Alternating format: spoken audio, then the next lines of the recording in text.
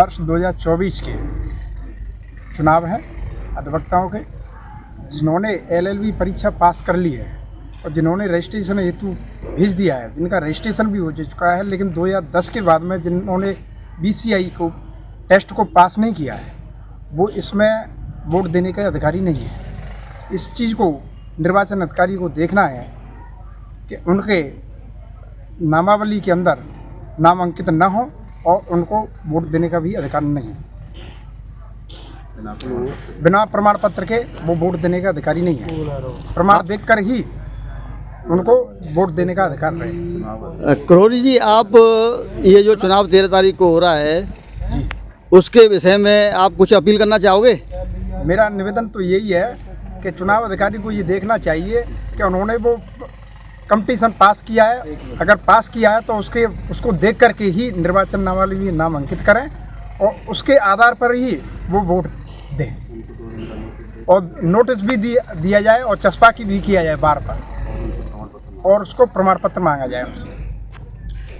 ये करोरी जी, ये 2010 के बाद में अब तक उन्होंने ये परीक्षा पास नहीं की है, ये उनके लिए ये या मतलब ये है कि जो अभी जो आए हैं इन्होंने अभी आवेदन किया है 2018 के बाद में, तो उन पे ये नियम लागू होगा कि नहीं? वो तो सभी पे लागू है 2010 के बाद सभी पे लागू है वो तो।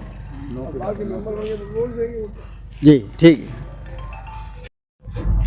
धौलपुर अव्यासा संघ धौलपुर के वर्ष 2024 के चुनाव संपन्न होने वाले हैं, जो चुनाव 13 दिसंबर 2024 को संपन्न होंगे।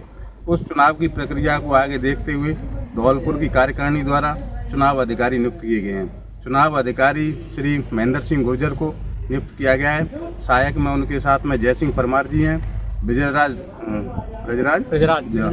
सिंह जी हैं और भी उस्माकर गर्ग को भी किया गया है।